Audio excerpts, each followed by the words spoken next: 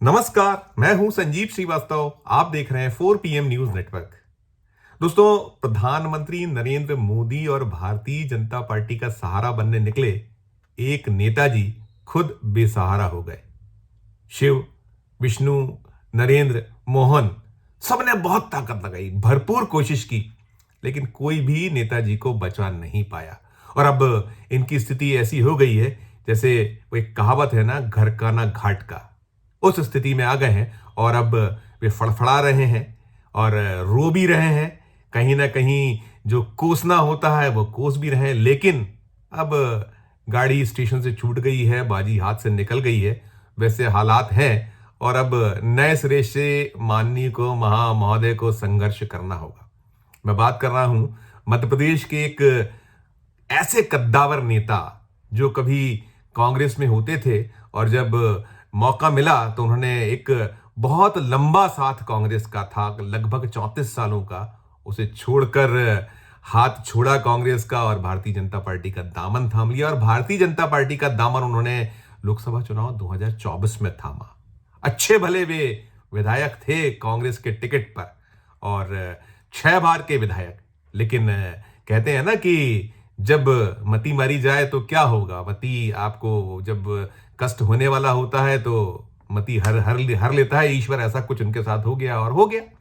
अब जब उन्होंने कांग्रेस का हाथ छोड़ा था और भारतीय जनता पार्टी का दामन थामा था, तो वो जो लोकसभा के 2024 के चुनाव में भारतीय जनता पार्टी को 240 का नंबर मिला, उस 240 के नंबर में उनका भी एक छोटा मोटा योगदान रहा। और एक सीट मुरैना, मध्य प्रदेश की जो लोकसभा सीट मुरैना, जिससे कभी पूर्व केंद्रीय मंत्री नरेंद्र सिंह तोमर वहां से जीता करते थे या उस सीट का प्रतिनिधित्व किया करते थे, उस सीट पर इन महोदय की, इन साहब की थोड़ी सी मदद मिली और 2024 में गाड़ी नैया पार हो गई बीजेपी की। और बीजेपी ने जब उन्होंने कांग्रेस से दगा किया, भारतीय जनता पार्टी में आ गए और वो सीट मुरैना निकल गई, तो उन्हें इनाम दिया। 30 अप्रैल 2024 को लोकसभा चुनाव की जो प्रक्रिया के चलते उन्होंने कांग्रेस का हाथ छोड़ा था। नाम है रामनिवास रावत।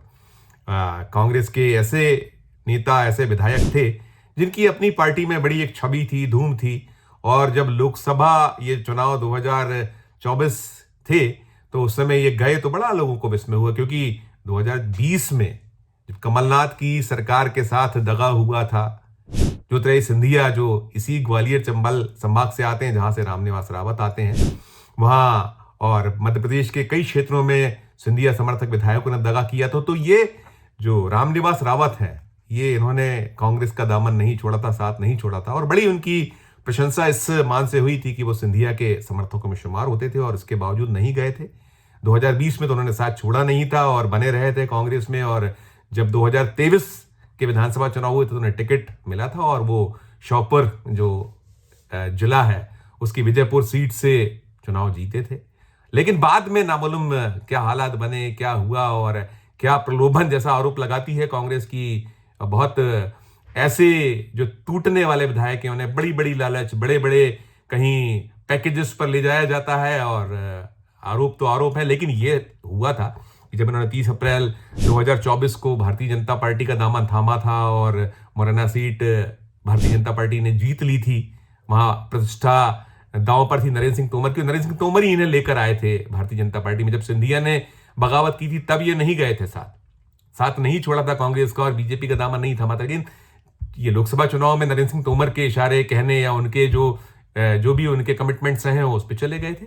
और कमिटमेंट शायद एक तो पूरा हमें होता हुआ दिखा था। 8 जुलाई 2024 को इन्हें मोहन यादव सरकार में मंत्री बनाया गया था और मंत्री बनाने के बाद वन महकमा, महत्वपूर्ण महकमा इन्हें सौंपा गया था और महकमे इन्हें सौंपे गए थे। और उस पर बड़ा बवाल हुआ था क्योंकि जो नागर सिंह चौहान के पास था ये वन महकमा, वो बड़े तमतमाए थे। उन्होंने भोपाल से लेकर दिल्ली तक हंगामा खड़ा किया था और ऐसा लगा था कि बड़ा एक अलग दृश्य होने वाला है। उनकी जो नागर सिंह चौहान की पत्नी है वो भी लोकसभा की सदस्य हैं, तो बड़ी हड़कंप मचा था, हंगामा हुआ था कि कुछ भी हो सकता है, कुछ भी। बाद में मना लिया गया था, सब कुछ शांत हो गया था। लेकिन अब जब ये जो 6 महीने का पीरियड होता है, चुनाव लड़ना होता है, तो अभी जब उपचुनाव हुए देश भर में, जो 48 सीटें थी जहां उपचुनाव हुए थे, तो मध्य प्रदेश की भी 2 सीटें थी, एक बुदनी जो शिवराज सिंह चौहान ने छोड़ी थी लोकसभा में जाने के बाद, और दूसरी ये जो श्योपुर जिले की विजयपुर सीट जहां से इस्तीफा दिया था इन्होंने बीजेपी में शामिल होने के बाद,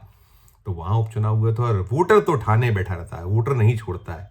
उसे बड़ा इसलिए शायद दुख था, दर्द था उसका कि ये हम लगातार जो रामनिवास रावत का साथ देते रहे। और आलम सचमुच ये था कि 1990 से इनकी जो राजनीति की यात्रा सफर जो विधानसभा का शुरू हुआ था, पहली बार 1990 में जीते, फिर 1993 में जीते थे, और दिग्विजय सिंह सरकार में मंत्री भी रहे थे, और वही ज्योतिरादित्य सिंधिया कोटे से ये मंत्री हुए थे।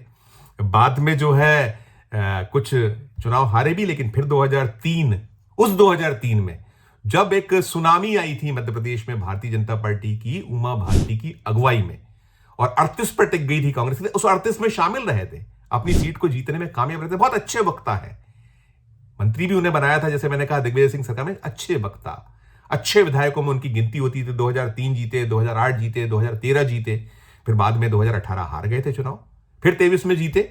तो जो 6 बार के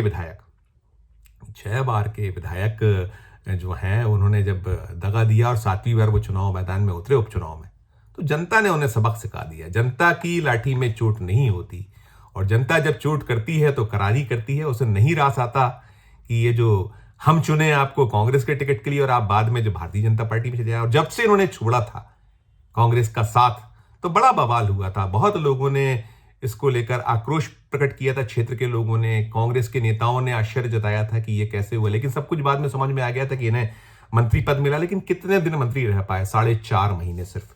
और मध्य प्रदेश में ये चौथे ऐसे, फिलहाल अभी हाल के दिनों में हम कह सकते हैं, हाल के कुछ 3-4 सालों में, जब से ये फिर नए सिरे से जो दगाबाजी और दल बदल और तमाम चल रहा है, जब सिंधिया ने बगावत की थी, 2 दर्जन विधायक कांग्रेस का साथ छोड़कर भारतीय जनता पार्टी के हो गए थे, और कमलनाथ की सरकार गिर गई थी, तब भी ये हुआ था कि भारतीय जनता पार्टी ने सिंधिया कोटे से बहुत सारे चेहरों को मंत्री बनाया था जो कांग्रेस छोड़ भारतीय जनता पार्टी में आए थे। बाद में उपचुनाव हुए, तो उपचुनाव में लगभग सभी को टिकट दिया गया था। और टिकट मिलने के बाद इमरती देवी, याद होगा, बड़ा चर्चित नाम है इमरती देवी, वो भी वही ग्वालियर चंबल संभाग से आती हैं, उस क्षेत्र से आती हैं। सिंधिया की बड़ी लखते जिगर कहलाती हैं, और बहुत आपने देखा होगा दर्शकों, उनके कई किस्से कहानियां मशहूर हैं, कई ऐसे घटनाक्रम हैं जो जिसको लेकर बड़ी सुर्खियां बनी। वो उपचुनाव हार गई थी 2020 में, जब उन्हें पुनः बीजेपी ने टिकट देकर अपने टिकट पर मैदान में उतारा था, तो वो हारी थी।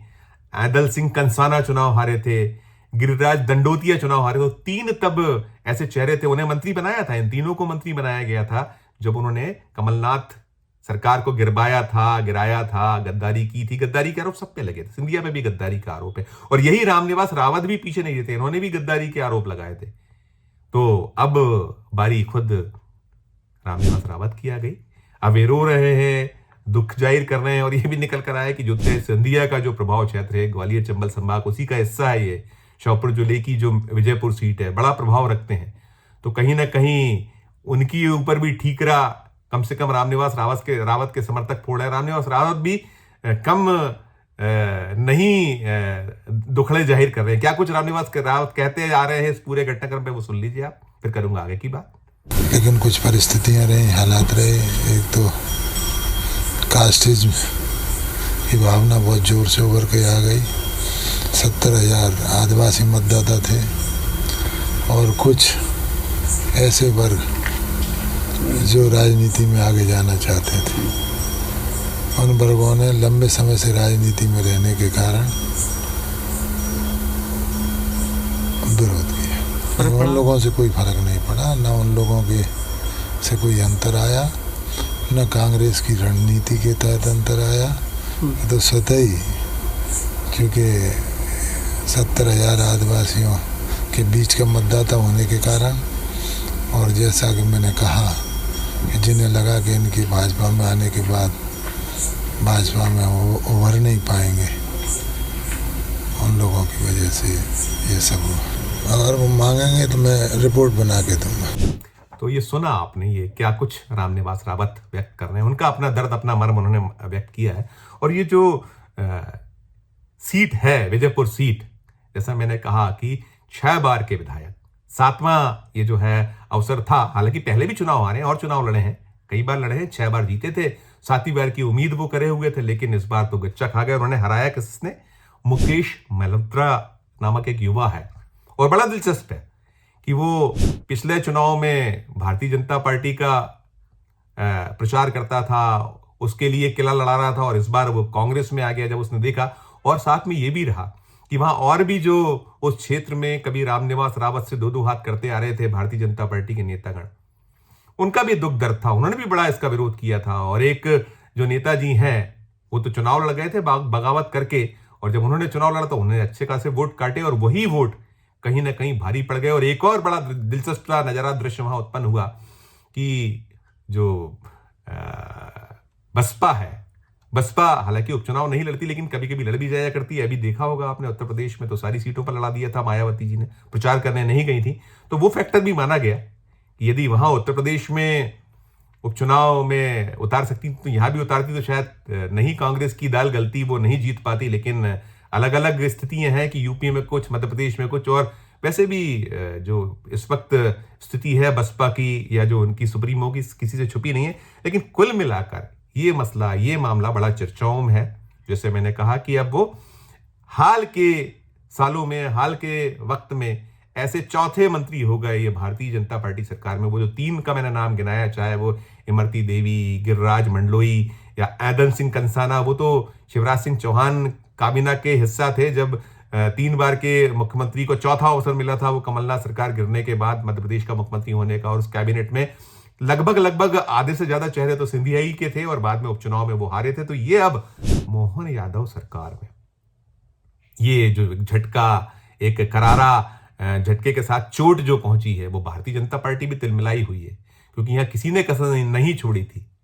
जो मुरैना का प्रतिनिधित्व करा करते थे संसद में, मोदी सरकार में मंत्री होते थे नरेंद्र सिंह तोमर, उन्हीं के सिपाह सालार अब माने जाते हैं, उन्हीं के कहने पर वो आए थे और किला लड़ा रहे थे। नरेंद्र सिंह तोमर ने भरपूर किला लड़ाया था। वो मध्य प्रदेश विधानसभा के अध्यक्ष हैं, और बड़े ब्लेम हुए थे, आरोप लगे थे जब उपचुनाव हुए कि देखिए जो निष्पक्ष एक पद होता है स्पीकर का, वो कैसे चुनाव प्रचार कर रहा है, बहुत सारी शिकायतें हुई थी। लेकिन भारतीय जनता पार्टी अब बदल चुकी है, अब ये मोदी और शाह की बीजेपी है, सब कुछ जायज है। और चुनाव में तो कोई चीज ऐसी नहीं है जो भारतीय जनता पार्टी अब करने में पीछे रह जाती हो। जोड़ तोड़ जुगाड़, और उसके जो बीजेपी अपना चाणक्य जिन्हें कहती है, अमित शाह साहब, उनका प्रबंधन, उनका माइक्रो मैनेजमेंट देख रहे हैं। अभी महाराष्ट्र में तो देखा ही है सबने क्या कुछ हुआ, और विस्मित है पूरा देश। और दुनिया के जो लोग हैं राजनीति पर, भारत की निगाह नजर रखते हैं, दिलचस्पी रखते हैं, वो भी विस्मित हैं। जो रिपोर्ट्स थी सब धराशायी हो गई। सारे जो जितने आकलन थे महाराष्ट्र चुनाव के नतीजों को लेकर, जितने एग्जिट पोल या जो पहले के अनुमान, पूर्व अनुमान, सब ध्वस्त हो गए। किसी ने नहीं सोचा। तो भारतीय जनता पार्टी, राष्ट्रीय स्वयंसेवक संघ के लोगों के खुद के चेहरों पर बड़ा विस्मय का भाव है। किसी ने नहीं 160, 170 तो सब कर दे, लेकिन 225, 230 और तमाम जिस तरीके के नतीजे आए, किसी ने नहीं सोचा था ऐसा, लेकिन हुआ। और बीजेपी का स्ट्राइक रेट भी वहां, लेकिन वहां जो कुछ हुआ इधर मध्य प्रदेश में तो अभी वाट लग गई।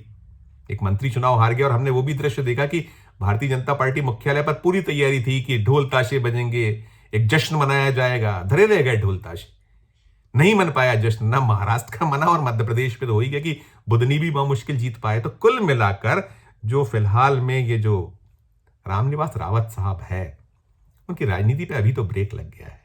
और जो एक टैग था उन पर कि वो खुद गद्दार हो गए, वो खुद बगावत कर गए, उन्होंने जनता से जो धोखा किया, छलावा किया, क्षेत्र की जनता जो बड़े प्यार से उन्हें बार बार विधानसभा पहुंचाया करती थी, एक के बाद एक आधा दर्जन बार पहुंचाया, कुछ बार हार का भी सामना करना पड़ा। तो इस बार तो उनकी अभी फिलहाल बैंड बज गई है, और अब नहीं समझ आएगा उनको कि कैसे आगे अपनी राजनीति को सर्वाइव करे। अभी तो ये हो गया है कि ना खुदा मिला ना बिसाले सनम टाइप की स्थिति है। 4.5 महीने का मंत्री पद मिल गया, मंत्री पद से इस्तीफा देना पड़ा है, उन्होंने इस्तीफा दे दिया है, मंजूर हो जाएगा उनका इस्तीफा। अब तो जो दूसरे जो बीजेपी के नेतागण हैं, जिन्हें ईर्ष्या थी, जलन थी कि हम संघर्ष करें, जैसे कई बार आप सुनते हैं हमारे यहाँ हमारे जो बॉस हैं संजय शर्मा जी, वो कहते हैं कि मेहनत करेगा जो उत्तर प्रदेश वासी और माल खाएगा काटेगा या खाएगा गुजराती। तो वैसे ही हाल थे कि संघर्ष और मेहनत यहाँ भारतीय जनता पार्टी के नेतागण कर रहे थे, और जो कुर्सियां मिल रही थी, जो पद मिल रहे थे, वो कांग्रेसी जो बगावत करके पार्टी में आए उनको मिल रहे थे। बड़े सीनियर लीडर एक तरफ बैठे हैं, एक तरफ उनको किनारे लगा दिया गया है, तमाम की उम्र हो गई और बहुत आपको दे दिया। लेकिन अब ये जो जिस तरीके का नतीजा है उससे भले ही जो आला कमान है कि भारतीय जनता पार्टी के प्रदेश अध्यक्ष विष्णुदत्त शर्मा